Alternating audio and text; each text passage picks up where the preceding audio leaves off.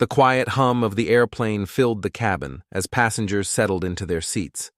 Among them was Emily Carter, a successful businesswoman with little patience for delays or inconveniences. Dressed in an elegant suit, she exuded an air of importance, her every movement laced with quiet superiority. She was on her way to an important business meeting, one that could make or break a multi-million-dollar deal. As she adjusted her seatbelt, she noticed the man beside her, a young soldier in a crisp uniform. He was tall, broad-shouldered, and his posture was stiff, as though he had been trained to sit a certain way. His uniform bore patches and insignias, though Emily didn't care to look closely. All she saw was another inconvenience. The flight was already delayed, and Emily was in no mood for small talk. When the soldier accidentally bumped her arm while adjusting his seat, she let out an exaggerated sigh. "Watch it!" she snapped, pulling her arm away dramatically. The soldier, unfazed, offered a polite nod. "Apologies, ma'am." Emily rolled her eyes. "They really let anyone sit in first class these days, huh?"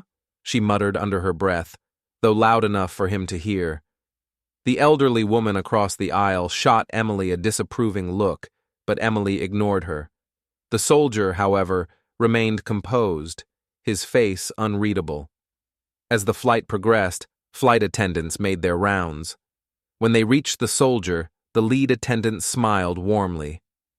"Thank you for your service," she said, handing him a meal before serving the other passengers. Emily scoffed. "Must be nice getting special treatment." The soldier turned to her, his expression still neutral.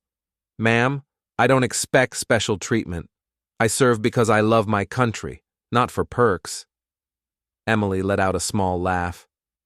"Love of country doesn't pay the bills, does it? You sign up for this and expect people to admire you?"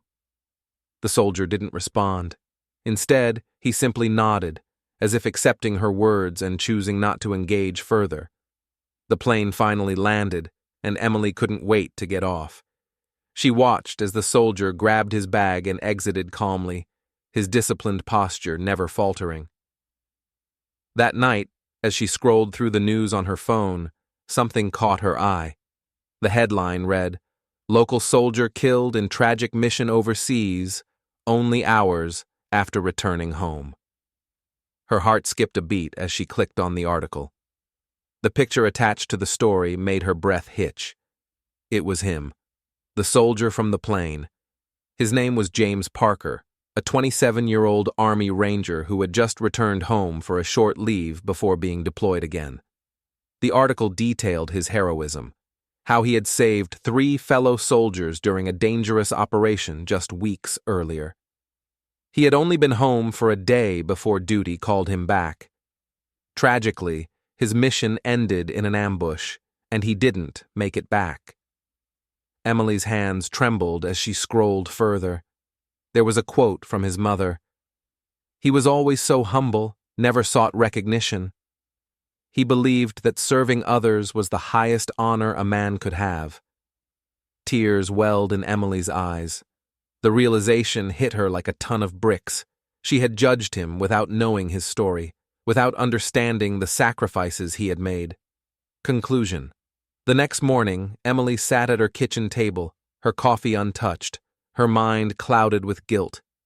She thought about the soldier's calm demeanor, his quiet strength.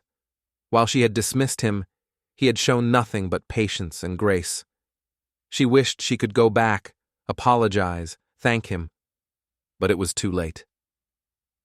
That day, Emily made a decision. She would do something meaningful in his honor. She donated to a veterans charity, and for the first time, she truly understood the weight of sacrifice. As she stepped out of her house, the world looked a little different, and she knew she would never make the mistake of judging someone so quickly again.